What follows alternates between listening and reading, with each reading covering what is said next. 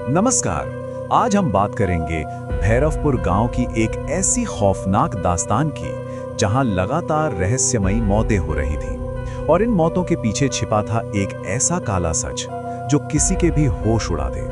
तो चलिए इस कहानी की तह तक चलते हैं। भैरवपुर गांव में कुछ ही दिन पहले एक भयानक बाढ़ आई थी जिसने सब कुछ तहस नहस कर दिया था। लेकिन असली तबाही तो इसके बाद शुरू हुई, कुछ ऐसा जो बाढ़ से भी कहीं ज्यादा डरावना था। तो बात शुरू होती है एक अजीब से सिलसिले से, एक ऐसा सिलसिला जिसने धीरे धीरे पूरे गांव को अपने खौफ के साए में ले लिया था। हर रात गांव वाले बैठकर बस यही सोचते कि आखिर ये हो क्या रहा है।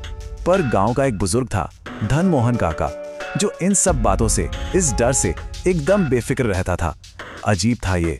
अब डर और दहशत के इसी माहौल में गांव में एंट्री होती है एक अजनबी की, एक ऐसा बाहरी आदमी जो अनजाने में ही इस पूरे रहस्य के भयानक अंत की वजह बनने वाला था। ये था विक्रम, एक पढ़ा लिखा शहरी वकील जिसके लिए गांव वालों के ये भूत प्रेत और अंधविश्वास सब के सब मजाक थे। तो गांव वालों ने उसे रहने के लिए जगह तो दी, लेकिन साथ में एक सख्त चेतावनी भी दे दी कि कुछ भी हो जाए उस शापित श्मशान की तरफ मत जाना।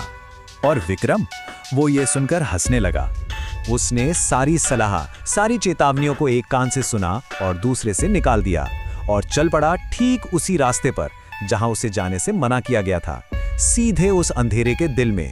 पर जैसे जैसे वो आगे बढ़ता गया ना, ताड़ के ऊंचे ऊंचे पेड़ों के बीच उसका वो शहर वाला कॉन्फिडेंस, वो अकड़, सब हवा होने लगी।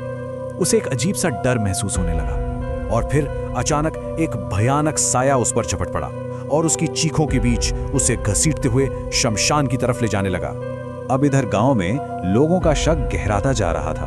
उन्हें लगने लगा था कि इन मौतों का, एक रहस्यमयी अघोरी का और हाँ, धनमोहन काका के बार बार शमशान जाने का, इन सब का आपस में कोई ना कोई गहरा कनेक्शन जरूर है। तो चलिए अब सीधा शमशान घाट चलते हैं और देखते हैं कि उस अंधेरे में आखिर क्या भयानक सच छिपा हुआ था। जब विक्रम को होश आया तो उसने खुद को एक खंभे से बंधा हुआ पाया। उसके सामने एक अघोरी धधकती आग पर मंत्र पढ़ रहा था और तैयारी हो रही थी एक इंसानी बलि की। और जैसे ही वो अघोरी आखिरी वार करने के लिए आगे बढ़ा, तभी इस पूरी साजिश का असली मास्टरमाइंड सामने आ गया। तो ये था सबसे बड़ा खुलासा। वो मास्टरमाइंड कोई और नहीं बल्कि वही धनमोहन काका था। जी हाँ, वही शांत दिखने वाला बुजुर्ग, वही इस पूरे खेल का असली खिलाड़ी था। और उसका मकसद था अमृत पोखर बनाना। ये एक ऐसा तांत्रिक अनुष्ठान है जिसमें तालाब में मरने वालों की जीवन शक्ति को कैद कर लिया जाता है ताकि उस पानी में नहाकर अमरता का वरदान हासिल किया जा सके। वो चीख चीख कर अपना गुनाह कबूल कर रहा था, लेकिन उसे इस बात का अंदाजा तक नहीं था कि गांव वाले उसका पीछा करते करते वहां पहुंच चुके हैं और झाड़ियों में छिपकर उसकी हर बात सुन रहे हैं। बस यही सही मौका था। वीर सिंह और रघु प्रसाद मास्टर की अगुवाई में गांव वालों ने हमला बोल दिया। एक जलती हुई मशाल हवा में उड़ी और सीधा उस दैत्य को जा लगी। इसके बाद जो हुआ वो बहुत तेजी से हुआ, एक खूनी अंजाम जिसने आतंक के इस राज का हमेशा हमेशा के लिए एक हिंसक अंत कर दिया। इस लड़ाई में गांव वालों ने उन बुरी ताकतों को तो कुचल दिया, लेकिन खून खराबे का ये दौर अभी खत्म नहीं हुआ था।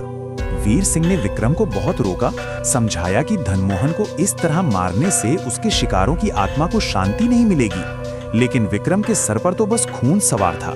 तो इस तरह आतंक का तो खात्मा हो गया, लेकिन भैरवपुर गांव हमेशा के लिए बदल गया। उस दिन गांव वालों ने कसम खाई कि आज के बाद रात में कोई भी शमशान की तरफ कदम नहीं रखेगा। ये कहानी अपने पीछे एक बड़ा सवाल छोड़ जाती है कि क्या इंसान का लालच कभी कुदरत के बनाए नियमों से भी बड़ा हो सकता है? और इस लालच की कीमत आखिर कितने बेगुनाहों को चुकानी पड़ती है?